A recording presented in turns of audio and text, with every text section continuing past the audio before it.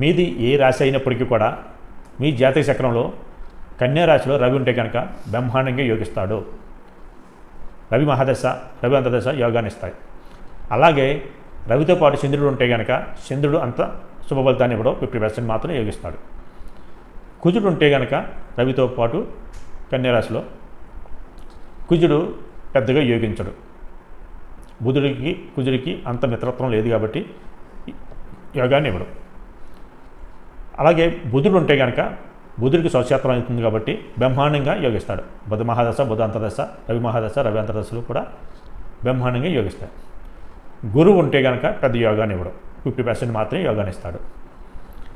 అలాగే శుక్రుడు ఉంటే కనుక ధన నష్టం జరిగే అవకాశాలు ఎక్కువగా ఉంటాయి. కానీ రవి శుక్ర కలయిక చెడ్డదే. ఇక్కడ కన్యా రాశిలో రవి ఉండటం యోగాన్ని ఇస్తే శుక్రుడు యోగాన్ని ఇవ్వడు.